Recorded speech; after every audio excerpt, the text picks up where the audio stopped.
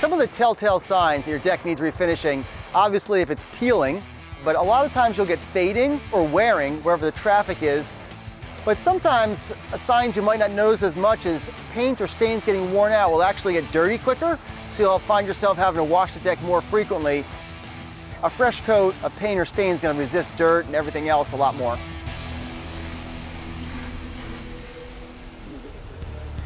The only way to get a long-lasting professional finish is with great prep, and every job starts with that.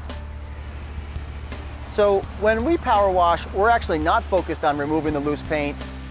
We find we want to do that with scrape and feather sand, so we're really going after dirt. After the power washing dries, our first step is the railings, and we go after the peeling areas. First, it's scraping, and then we use 80 grit sandpaper on a power sander, random orbit sander, and a palm sander, going over the whole surface, making sure there's no bumps, there's no damaged areas, and just giving good adhesion for the top coat. Once the railings are fully prepared, then we prep the floor.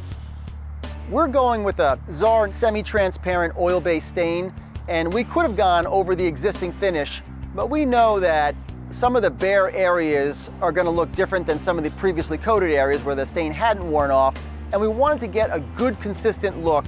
So in this case, we decided to go down to bare wood. We use the On-Floor machine. It's a large surface profiling machine with 36 grit sandpaper, which seems very coarse, but we're going over mahogany, and some of the boards were cupped, so we had to really go after it with a aggressive grit, and then we followed up with finer grits after that. The edges we were able to do with a disc grinder with a 50 grit sandpaper, and once we got all of that done, we went over the whole thing with a good nylon brush. After the nylon brush machine, we go through and blow out all the cracks, blow off all the remaining dust off the surface. When we're caulking, we're trying to close up any areas that water might get into and cause paint to prematurely fail. And also for aesthetics, we don't want to see any gaps in the wood. So between the posts and the rails, even between some of the balusters, we caulk all those cracks. For the railings, we're using ZAR NuDECK White Dove because that's the color of our existing trim on the building.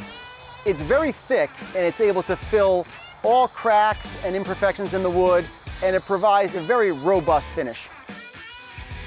For the decking, we use the ZAR Deck Siding semi-transparent classic oil finish, and the color we chose is oak brown. Unlike the railings, where we applied the paint liberally, as thick as possible, the deck we're putting the paint on very thin.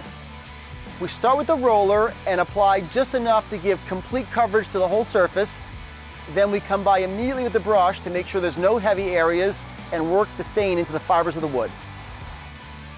It's important to work with the grain of the wood because we want the stain to lay off perfectly. And if we go against the grain of the wood, we're going to see imperfections and we're going to see marks from the stain. This product was excellent. It laid down beautifully. It was the best semi-transparent oil stain I've used in quite some time. You'll notice we stained the pressure-treated stair treads, and they came out a slightly different color because the pressure treat takes the stain differently than the mahogany. But once we get the new mahogany stair treads in, we'll restain it so they all match the same.